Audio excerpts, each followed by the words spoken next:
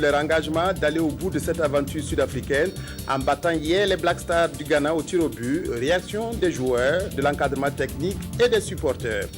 Le premier point de presse du gouvernement a eu lieu aujourd'hui. Les ministres de la Santé, de la Fonction publique et de la Communication ont évoqué de nombreuses questions d'actualité. Ainsi donc, les étalons sont en finale de la Coupe d'Afrique des Nations de football, mais que ce fut dur de jouer au ballon rond dans un contexte d'adversité. Bref, l'équipe nationale joue dimanche une finale inédite face au Super Eagles du Nigeria. Après leur brillante qualification pour la finale, les différents acteurs de cette belle victoire s'expriment depuis Nelspruit en Afrique du Sud au micro de Lassina Savadogo. Nous sommes très heureux qu'on a qualifié pour la finale. Je pense que c'est mérité. Mais le plus grand star de ce soir, c'est M. le référé qui a fait un très grand match. C'était vraiment un scandale, la manière qu'il a sifflé, et aussi avec les pénaltys et les cartons jaunes pour Petropa. C'est vraiment pour te dire que le Burkina ne peut pas jouer la finale. Mais j'avais dit aux joueurs, au mi-temps, il faut continuer. On n'a pas besoin de référé pour gagner ce soir. C'était pas facile de jouer contre le Ghana, on le sait, on a analysé le Ghana contre le Niger et contre le Cap-Vert. On le sait, c'est une bonne équipe avec beaucoup de talent, ils vont beaucoup de vitesse. Mais on a fait une tactique que ça marchait pour le Burkina. J'avais dit aussi aux joueurs, il faut continuer et on va avoir des opportunités. Maintenant, on a été un petit peu... La chance aussi de notre côté, c'est le Ghana qui a aussi raté quelques buts, mais on a créé aussi beaucoup d'occasions et je pense que c'est mérité cette victoire. Dans le cours du jeu, on a vu que l'arbitrage n'était vraiment pas à notre faveur. Mais malgré tout, on est resté concentré, on s'est battu, on est resté compact, on a travaillé ensemble, on a eu des occasions, on est allé jusqu'au bout. Et cette victoire ce soir, je crois que c'est grâce à tout le groupe. On est très content et puis fiers d'être burkinabé ce soir et d'avoir donné cette victoire et cette qualification pour la finale pour notre public. Et je pense maintenant que voilà, ils vont nous respecter et que voilà, malgré que l'arbitre, il y a eu des moments où voilà, c'était pas notre faveur. Nous, on a montré que dans le jeu, on était fort et qu'on pouvait gagner sans l'arbitre. Quand j'ai pris le carton rouge, je me suis dit, mais bon, là, je quitte mon équipe, mais je savais que l'équipe, ils étaient vraiment bien dans la tête. On était prêts depuis, on s'est dit que ce soir, on allait se qualifier. Et malgré les tirs au but, ils ont montré qu'ils étaient bien concentrés, ils étaient dans le match, ils avaient envie de gagner ce match. Et voilà pourquoi on s'est qualifié pour cette finale. Et pour moi, c'est vraiment dommage que voilà, j'ai eu le carton rouge. Pour moi, c'était vraiment une faute et l'arbitre il m'a donné le deuxième carton jaune. C'est dommage, mais j'espère que voilà, pour la suite, pour la finale, tous mes coéquipiers ils seront prêts, ils vont se battre. On restera une équipe et pour la finale encore, on espère gagner la coupe. Ça va être une belle finale. Le Nigeria, c'est une grande nation. Voilà, aujourd'hui, on est arrivé en finale et personne n'a cru en nous qu'on allait se qualifier pour voilà, la finale. Voilà, donc moi, je pense que le Nigeria, on ne va pas négliger. Voilà, aujourd'hui, c'est vrai, on est qualifié, on va oublier cette victoire et aller se reposer, se préparer contre le Nigeria et essayer de remporter cette coupe. La demi-finale Burkina-Ghana a mobilisé toutes les énergies. Les supporters des étalons, au premier rang desquels le président du Faso, ont vibré durant toute la rencontre avec leurs joueurs. Tout à fait cessante, Blaise Compaoré s'est consacré au match. Peu après la qualification, la télévision est allée partager la joie du président du Faso à Kosiyam. Reportage Richard Yamego. Le président du Faso, Blaise Compaoré, celui qu'on appelle affectueusement le premier capitaine des étalons, n'a pas boudé son plaisir au terme de la demi-finale Ghana-Burkina. En recevant la presse dans sa résidence, Blaise Compaoré a dit qu'il partage la joie de tous les Burkinabés. Je me suis associé immédiatement à la fin du match. L'expression de joie populaire à la clameur de la ville pour saluer cet exploit qui honore le peuple burkinabé et qui bien sûr honore aussi le football national. Et bien sûr, j'ai immédiatement pensé à ces acteurs qui ont été très héroïques, ces joueurs et puis l'encadrement, les supporters qui étaient sur le terrain. mais aussi j'ai pensé à tout le travail qui a été fait des années durant pour faire progresser notre football. Le président du Faso a eu une pensée pour les acteurs de Nelspruit, joueurs, encadrement technique, dirigeants et supporters qui procurent le bonheur à chaque sortie des étalons et se réjouit de cette fierté retrouvée en sport. L'expression que nous voyons dans la rue, ça suffit pour expliquer à ces joueurs que vraiment ils ont honoré beaucoup notre peuple et que nous leur sommes très reconnaissants tous ensemble et que ce que nous souhaitons, c'est qu'ils puissent appuyer les jeunes générations aussi pour qu'elles pratiquent le football comme nous l'avons vu ce soir avec beaucoup de combativité, beaucoup de mental, beaucoup d'engagement et aussi de talent. Je crois que c'est ce que nous souhaitons pour l'avenir, bien sûr ils continuent leur carrière, mais ce qu'il nous faut, c'est que le niveau de notre football ne recule plus. Que nous soyons toujours parmi les 16 meilleurs d'Afrique pour les CAN, que nous puissions passer au moins le premier tour. C'est ce que nous souhaitons dans le domaine du football. Pour la finale du dimanche prochain, le président du Faso ne sait pas encore s'il s'y rendra, mais il donne son avis sur la finale Burkina-Nigeria. Lorsqu'on regarde les remplacements qui ont été effectués, on a trouvé qu'il y avait aussi des talents, il y avait des acteurs capables d'apporter aussi à l'équipe, voilà, parce qu'on sent vraiment une collectivité, un groupe qui se connaît.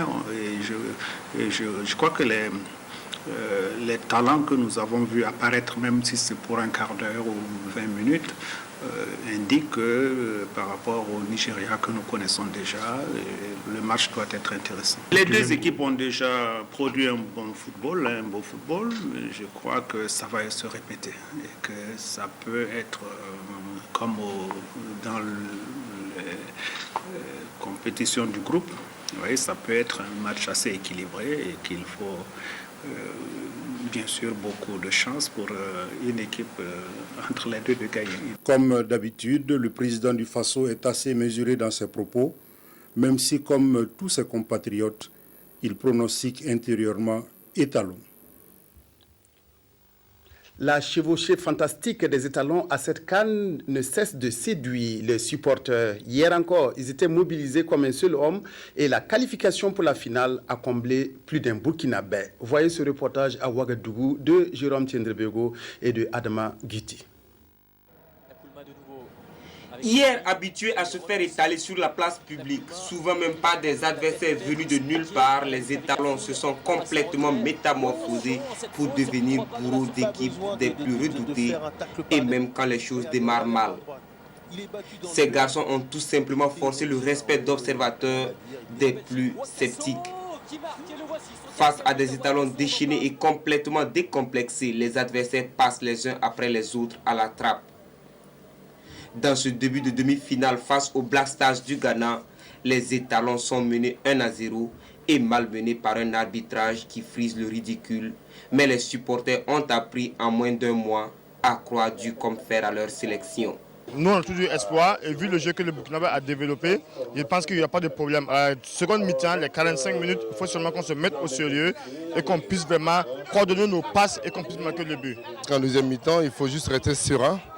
Et puis beaucoup faire circuler le ballon, mettre un peu de rythme. Il manque un peu de rythme dans la fin des actions. Mais a priori, ça devrait le faire. Moi, je suis assez serein.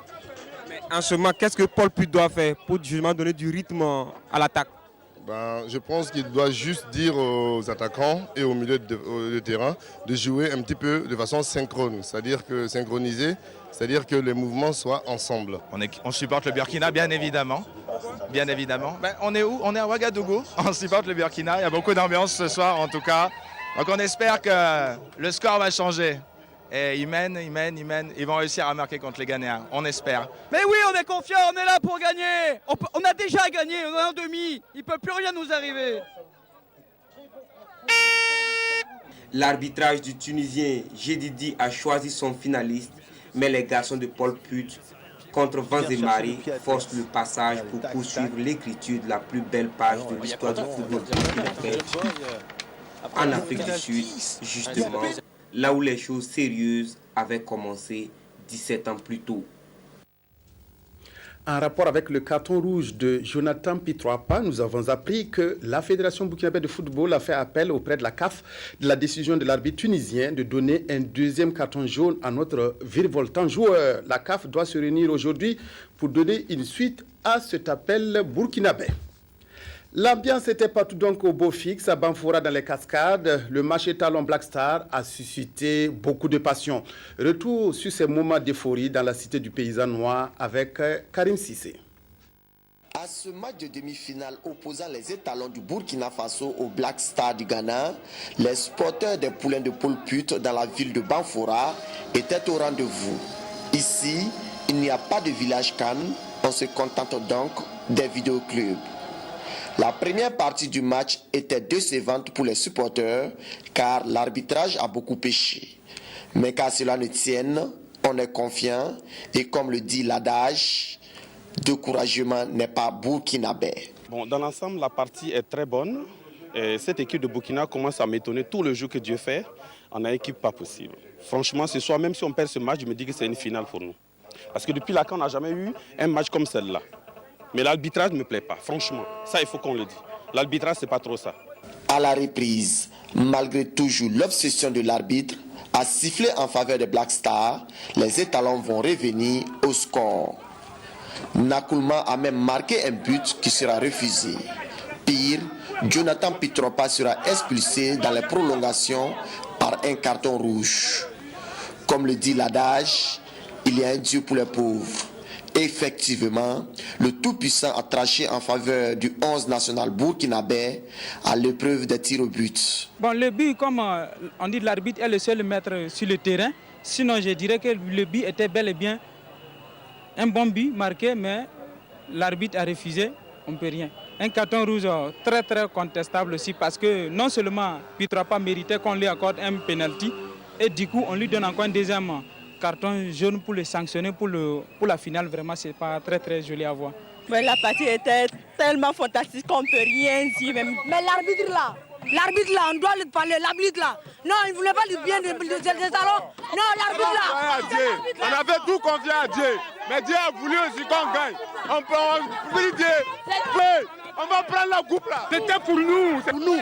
Qu'elle les enlève ou pas, c'est pour nous. Même si tu fais.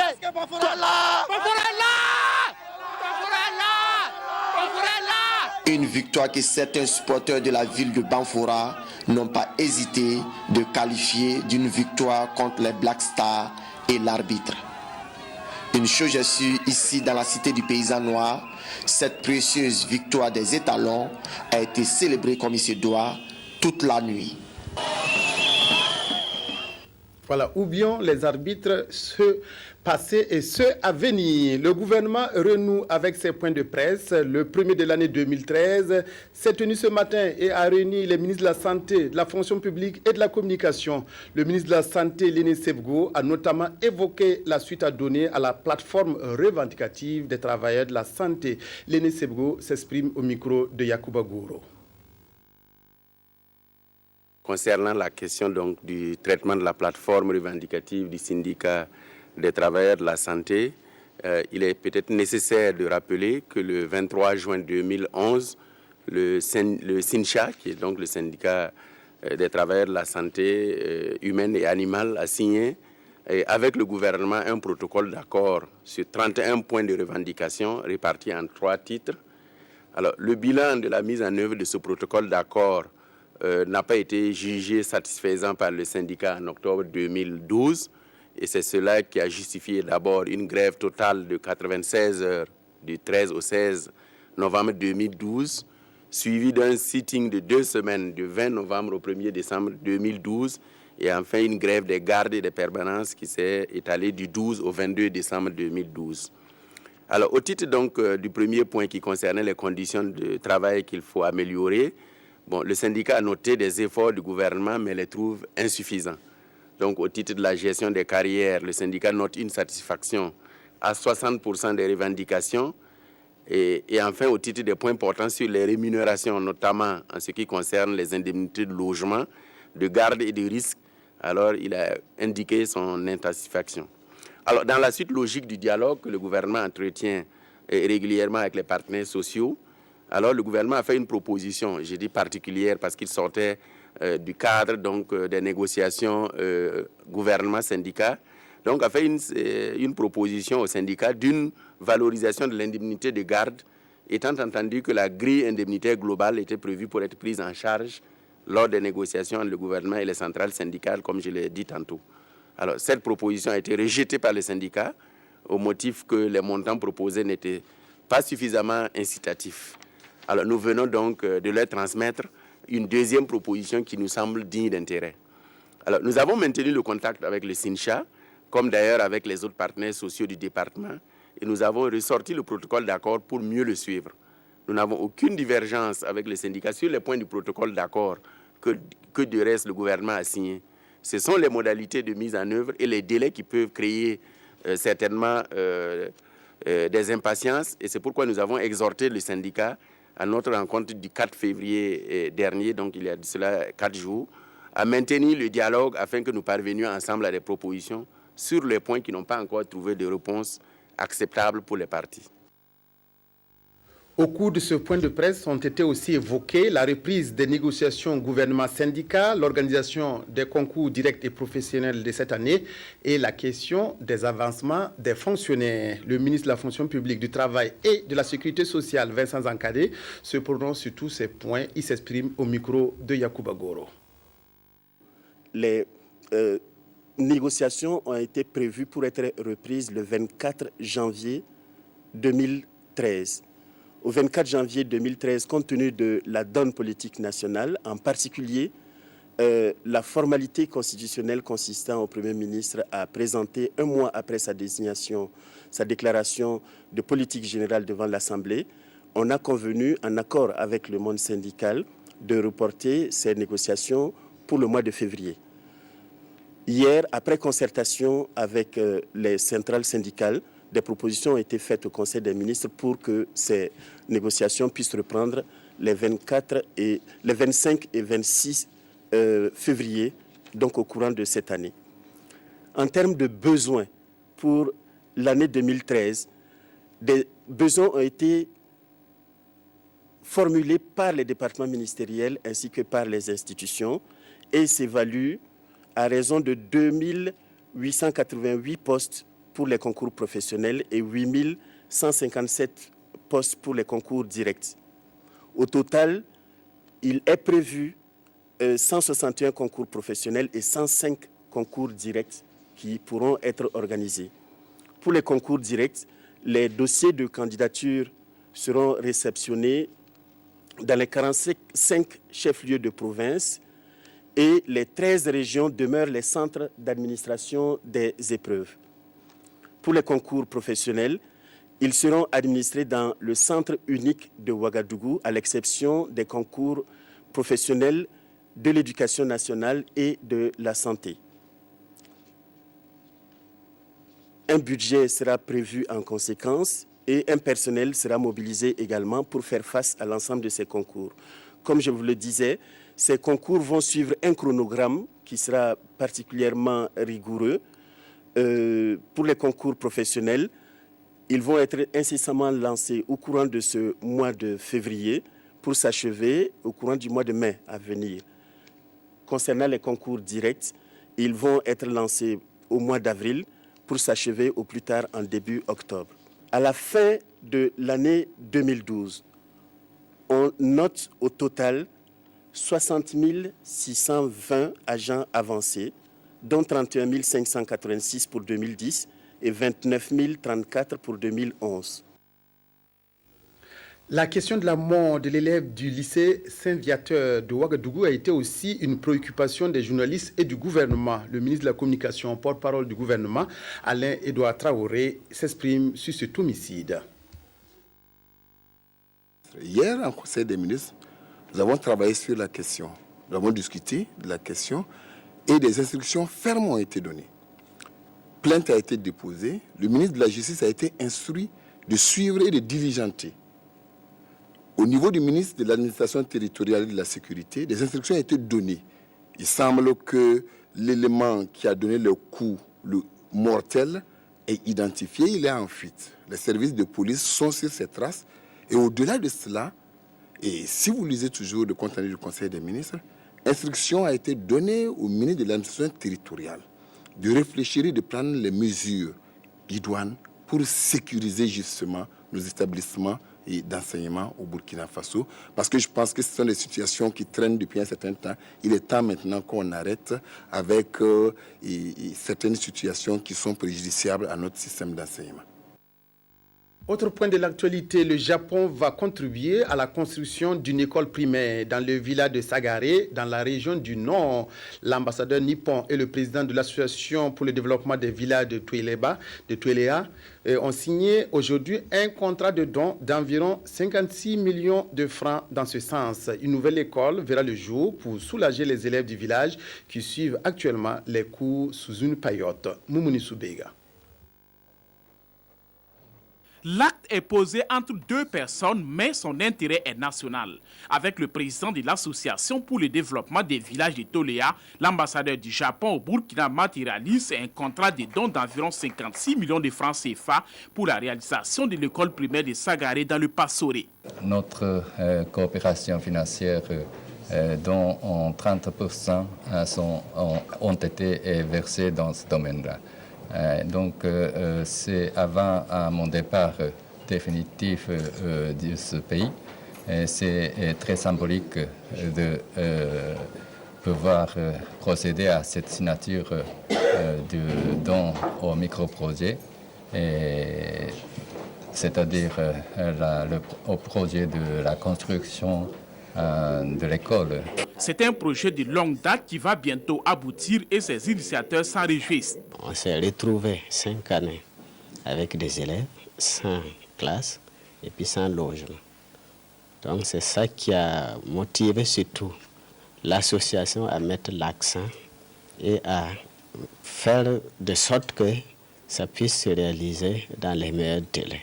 Cette signature, pour moi et pour la population de Sagare, c'est un exploit parce qu'on n'y attendait pas. Le financement permettra la réalisation d'une école à 3 classes, des logements pour les enseignants et des équipements. C'est une façon pour le pays du soleil levant de contribuer à la lutte contre l'analphabétisme et la pauvreté. Et l'ambassadeur souhaite que ce projet soit exécuté dans les règles de l'art. Le réseau Femmes, Droits et Développement en Afrique, WILDAF, s'attaque à la pauvreté des femmes dans le BAM. Le réseau a lancé dans la province un nouveau projet dénommé Femmes et paysans ouest-africains contre la pauvreté. Une activité qui devrait permettre aux femmes de la région de s'épanouir sur le plan économique. Jacques Lamissa Tarpaga. Les femmes de la province du BAM sont des agents économiques importants au regard des nombreuses activités qu'elles mènent, notamment la maraîchiculture. Mais elles ont besoin d'organisation et d'assistance, et c'est ce que veut leur apporter ce projet du réseau WILDAF, Femmes, Droits et Développement en Afrique. La spécificité de ce projet par rapport aux autres projets qu'on a déjà mis en place en zone rurale, c'est que nous mettons l'accent sur la lutte contre la pauvreté, parce que dans une phase prochaine de ce projet, les femmes vont être habilitées à mieux commercialiser leurs produits. Et le choix de cette zone résulte du fait que c'est une zone de maraîchage où les femmes sont beaucoup impliquées. Ce n'est pas la seule zone, mais le fait qu'il y ait beaucoup de femmes alphabétisées ici nous a guidés dans notre choix, parce que les formations et les sensibilisations, il faut quand même pouvoir prendre des notes auxquelles on se réfère après pour faire les sensibilisations. Or, la zone est fortement alphabétisée. Des femmes et des hommes seront formés. Il y aura des campagnes de lutte contre les violences faites aux femmes, ainsi que des plaidoyers pour que la femme du BAM ait accès à la terre, aux technologies et aux ressources financières. Le projet Femmes et paysans ouest-africains contre la pauvreté est prévu pour durer